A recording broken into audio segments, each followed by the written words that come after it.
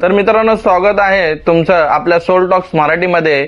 आपल्या जी सिरीज सुरू आहे 30 हिरो 30 दिवसाच्या या मालिकेमध्ये आजचा आपला दिवस आहे तिसरा. आजचे आपले जे हिरो आहेत, तुम्ही ह्या व्यक्तीचं नाव खूप वेळा ऐकलं असेल, जसं की प्रकाश बाबा आमटे. हे खूप मोठं व्यक्तिमत्व आहे. ठीक आहे, ह्यांनी खूप सारे लोकांसाठी, आदिवासी लोकांसाठी तुम्ही बघितलं असेल की उपचार वगैरे खूप सारे केलेले आहेत. पण आज आपण त्यांच्याविषयी नाही जाणून घेणार आहोत. आपण आज जाणून घेणार आहोत त्यांच्या वडिलांविषयी. जसं की त्यांचं नाव आहे बाबा आमटे. ह्यांनी जी समाजसेवा केलेली आहे त्या काळामध्ये, त्यांच्याविषयी आज आपण ह्या व्हिडिओमध्ये जाणून घेणार. तर मित्रांनो, तुम्ही बघायला गेलात तर बाबा आमटे यांचा जन्म 26 डिसेंबर 1914 रोजी महाराष्ट्रातील वर्धा जिल्ह्यात झाला.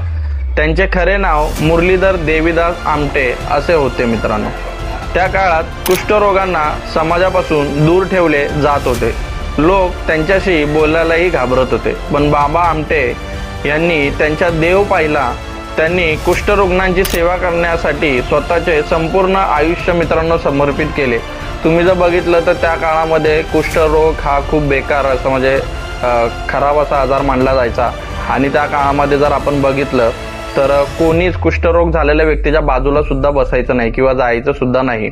तर अशा काळामध्ये बाबा आमटे यांनी काय केलं की त्यांनी पूर्ण आयुष्य आपलं कुष्ठरोगी जे पण लोक आहेत त्यांची सेवा करण्यासाठी घालवलं. मित्रांनो, तर तुम्ही जर बघाल तर 1949 मध्ये त्यांनी आनंदवन या संस्थेची मित्रांनो स्थापना केली. येथे हजारो कुष्ठरोगांचा त्यांनी उपचार केले. त्यांना रोजगार मिळवून दिलं, त्यांना शिक्षण दिलं आणि सन्मानाने जगण्याची संधी दिली. जिथे लोक त्यांना बघायची सुद्धा नाही, अशा लोकांना बाबा आमटे यांनी ह्या सगळ्या सुविधा उपलब्ध करून दिल्या. बाबा आमटे यांनी फक्त रुग्णांची सेवा नाही केली मित्रांनो, तर समाजाला माणुसकीचा एक खरा अर्थ शिकवला की माणुसकी पण काही नावाची गोष्ट असते. 9 फेब्रुवारी 2008 रोजी त्यांचे निधन झाले. पण त्यांचे कार्य आजही लाखो लोकांना प्रेरणा देत आहे. अशा या महान समाजसेवकाला मनापासून आपण सलाम केला पाहिजे मित्रांनो.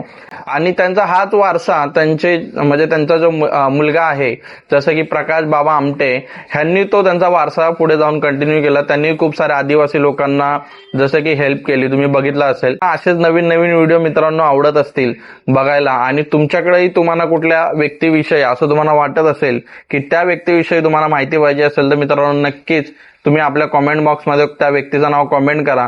आणि अशा नवीन नवीन व्हिडिओसाठी मित्रांनो नक्की आपल्या चॅनलला लाईक, शेअर आणि कॉमेंट करा मित्रांनो.